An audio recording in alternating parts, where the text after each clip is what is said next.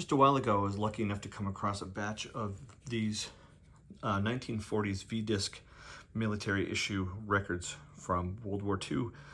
Some of you are probably quite familiar with these records. They're issued by the Army. They were issued by the Navy, and they were issued by the Marines, and then when they were tired of issuing them all separately, they issued them jointly. Army, Navy, Marines, Coast Guard, and all the popular artists of the day were on these. Glenn Miller, of course, being a captain himself, was all over these. There was a recording strike, and so these bands weren't doing any recording other than these V-disc recordings. These were supposed to all have been destroyed after the war. Many of them were, which is why they're so hard to find. But still, some servicemen came home with them. A lot of them looked like they were actually used in war. This one being rather rough. I found that the ones made of vinyl are, they're playable because they're 78, and the needles generally cut through these just fine. But the shellac ones play much better and usually survived a bit better. This is a Marine record right here.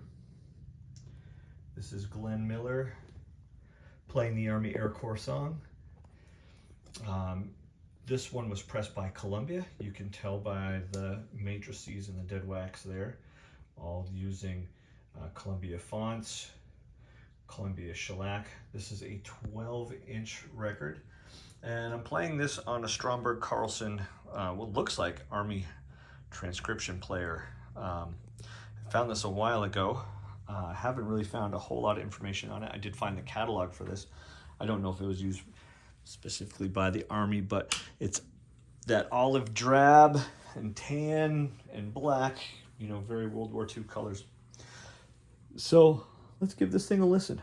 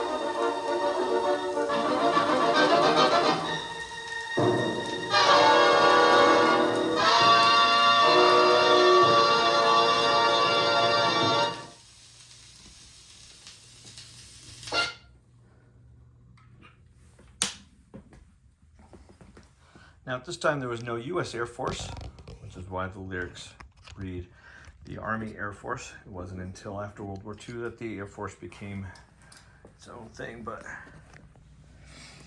you don't see these Marine V Discs very often. I happen to get a batch of about 12 or 13 of them. I think they're pretty cool. I'll play some more